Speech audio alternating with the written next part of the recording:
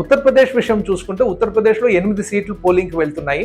వాస్తవానికి ఉత్తరప్రదేశ్ బీజేపీకి చాలా బలమైన స్టాండ్. ఇంకా వాళ్ళ సీట్లు టాలీ అక్కడ పెంచుకుందామని బీజేపీ ఆశపడుతూ ఉంది. కానీ క్షేత్రస్థాయి పరిస్థితులు అవి మనకి వేరే పిక్చర్ అనేది చూపిస్తున్నాయి. ప్రొఫెసర్ యోగేంద్ర యాదవ్ గారు, రాహుల్ శాస్త్రి గారు, ఎలక్షన్స్ నిపుణులు ఎవరైతే ఉన్నారో వాళ్ళు ఒక 3 రోజులు పర్యటన చేసిన తర్వాత ఉత్తరప్రదేశ్ లో చెప్తున్నది ఏంటంటే గ్రౌండ్ లెవెల్లో బీజేపీకి అనుకూలత చాలా తగ్గిపోతోంది. వాస్తవానికి అక్కడ వాళ్ళు చూసిన విషయాలు 3-4 మన ముందు ఉంచారు. ఒకటి ఏంటంటే స్థానిక ఎంపీలు కానీ స్థానిక నాయకుల మీద చాలా కోపం అనేది ఉంది బీజేపీ వాళ్ళ పట్ల. రెండవది మోడీ ప్రభుత్వం పట్ల కొన్ని వర్గాల వాళ్ళ కోపం ఉంది, చాలా వర్గాల వాళ్ళకి ఉదాసీనత ఉంది. అంటే ఉత్సాహం లేదు మళ్ళీ మోడీని ఎన్నిక చేసుకోవాలి. వాస్తవానికి సాధారణ ప్రజలు కూడా చెప్తున్నది ఏంటంటే మూడోసారి మళ్ళీ అదే ప్రభుత్వం వస్తే అది ఒక నియంతృత్వం వైపు దారి తీస్తుంది అనేది చాలా మంది ప్రజలు కూడా ఎక్స్ప్రెస్ చేస్తున్నారు. అంతేకాకుండా వాళ్ళకి ముఖ్యమైన అంశాలు దేని మీద ఓటింగ్ చేస్తున్నారు అన్నప్పుడు ఉత్తరప్రదేశ్ లో కూడా వాళ్ళు నిరుద్యోగము, ధరల పెరుగుదల, అదే విధంగా గ్రామాల్లో అయితే ఈ ఆవారాగా పశువులు ఏవైతే